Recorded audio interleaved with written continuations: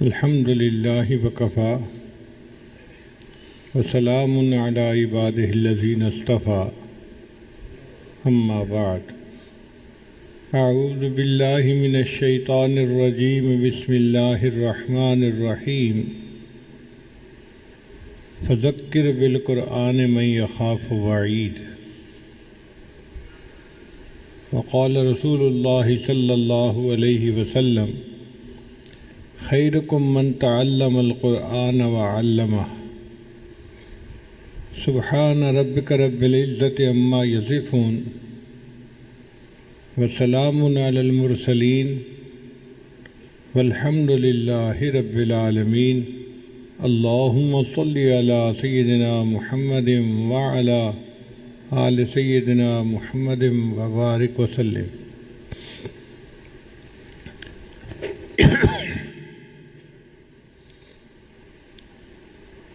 علماء نے کتابوں میں لکھا ہے کہ اللہ تعالیٰ نے جتنی آسمانی کتابیں نازل کیں ان سب میں جو کچھ آیا وہ سب کا سب اللہ نے قرآن مجید میں سمیٹ دیا۔ وہ تمام معارف، وہ تمام زندگی گزارنے کے اصول جو اللہ نے اپنی ساری کتابوں میں نازل کیے ان کو قرآن میں جمع فرما دیا، اور جو کچھ پورے قرآن میں اللہ نے جمع فرمایا اس کو سورہ بقرہ میں جمع فرما دیا، اور جو کچھ سورہ بقرہ میں اللہ تعالیٰ نے اتارا اس کو سورہ فاتحہ میں اتار دیا۔ سورہ فاتحہ کے کئی نام ہیں۔ فاتحۃ الکتاب یعنی باب الکتاب، کتاب کا دروازہ، کتاب کو کھولنے والی۔ انگلش میں جیسے پریفیس ہوتا ہے تو یہ پورے قرآن مجید کا نچوڑ ہے، اس کی سمری ہے سورہ فاتحہ۔ اس سورت کو نماز میں پڑھنے کا حکم ہے۔ یہاں تک نبی علیہ السلام نے فرمایا لا صلاۃ الا بفاتحۃ الکتاب، کہ سورہ فاتحہ کے بغیر نماز ہی نہیں ہوتی۔ چنانچہ علماء کہتے ہیں کہ اگر نماز میں سورہ فاتحہ پڑھ لی اور کچھ بھی نہیں پڑھا تو نماز ہو جائے گی، اور اگر سورہ فاتحہ نہیں پڑھی باقی سب کچھ پڑھ لیا تو نماز کو لوٹانا ضروری۔ اتنی اہمیت ہے اس کی۔ آخر نماز کی ہر رکعت میں اس کو پڑھنے کا کیوں حکم دیا گیا؟ اس کے اندر راز ہے۔ اس کو سورہ شفا بھی کہتے ہیں۔ صحابہ کرام فرماتے ہیں کہ جب ہمارے ہاں کوئی بیمار ہو جاتا تھا ہم سورہ فاتحہ پڑھ کے اس کو دم کرتے تھے، یا تو اللہ اس کو شفا دیتے تھے یا وہ اللہ کو پیارا ہو جاتا تھا۔ اتنی کثرت کے ساتھ اس کو پڑھ کے پھونکا جاتا تھا۔ عجیب بات ہے کہ اتنی اہم صورت ہے اور اتنی کثرت سے ہم پڑھتے ہیں، لیکن ہمیں اس کے مضامین کا احاطہ نہیں ہے۔ ابھی اگر کسی سے پوچھا جائے کہ آپ بتاؤ کہ سورہ فاتحہ پورے قرآن کا کیسے خلاصہ ہے تو پتہ نہیں ہوگا۔ اس لیے آج کے جمعہ میں اسی مضمون کو کھولنے کا ارادہ کیا۔ دیکھیں، قرآن مجید میں مختلف مضامین وارد ہوئے ہیں۔ مثال کے طور پہ اللہ رب العزت کی عظمت بیان ہوئی ہے، اللہ کی شان کبریائی بیان ہوئی ہے، اللہ تعالیٰ کی صفات کا تذکرہ، اللہ کی شان کا تذکرہ۔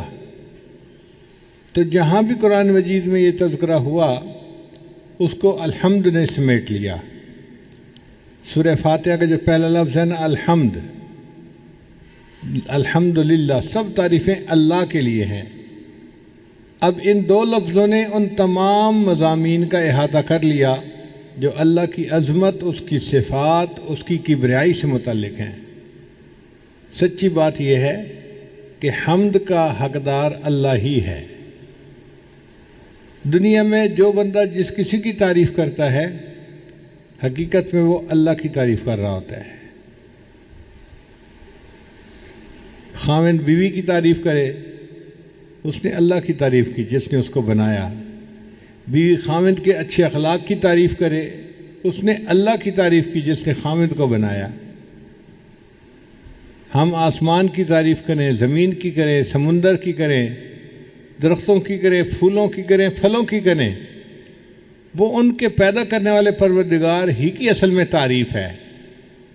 تو تعریف اللہ تعالیٰ ہی کو سجتی ہے، اس لیے الحمدللہ ان دو لفظوں نے اللہ رب العزت کی عظمت کے مضامین کو سمیٹ لیا۔ پھر آگے رب کا لفظ ہے۔ رب کا معنی ہوتا ہے آقا، مولا، کسی کو تربیت دینے والا، پالنے والا، اس کو رب کہتے ہیں۔ یہ رب کا لفظ اللہ تعالیٰ کے لیے خاص استعمال ہوتا ہے۔ اللہ تعالیٰ ہم سب کا رب ہے۔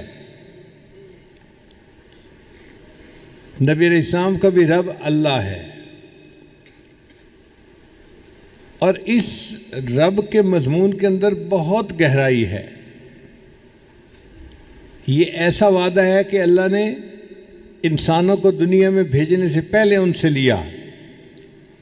حدیث پاک میں آتا ہے کہ اللہ تعالیٰ نے عالم ارواح میں سب انسانوں کو پیدا کیا، ان کی شکلیں انسانوں والی تھیں مگر ان کے جسم چھوٹے تھے، جیسے چیونٹی چھوٹی سی ہوتی ہے اس طرح چھوٹے چھوٹے انسان تھے۔ پھر اللہ تعالیٰ نے ان سے پوچھا الست بربکم، کیا میں تمہارا پروردگار نہیں ہوں؟ تو نبی علیہ السلام نے سب سے پہلے جواب دیا قالوا بلا، اے اللہ آپ ہی ہمارے رب ہیں۔ پھر آپ صلی اللہ علیہ وسلم سے جواب سننے کے بعد سارے انسانوں نے اللہ کی ربوبیت کا اقرار کیا۔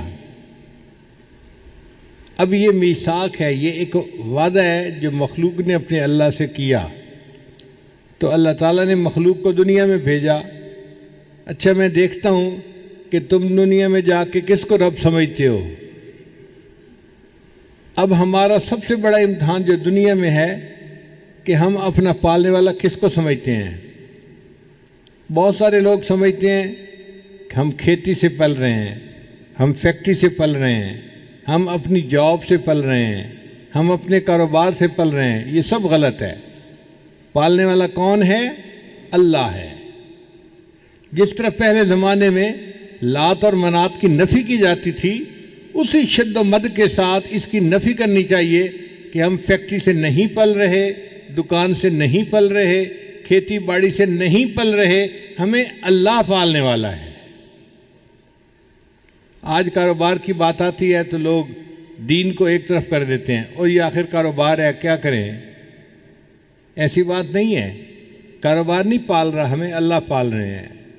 کسی کو کاروبار کے ذریعے سے دے دیتے ہیں، کسی کو فیکٹری کے ذریعے سے دے دیتے ہیں، کسی کو اللہ تعالیٰ جاب کے ذریعے سے دے دیتے ہیں۔ یہ اسباب ہیں جو اللہ نے بنائے ہیں، دینے والا اللہ ہے۔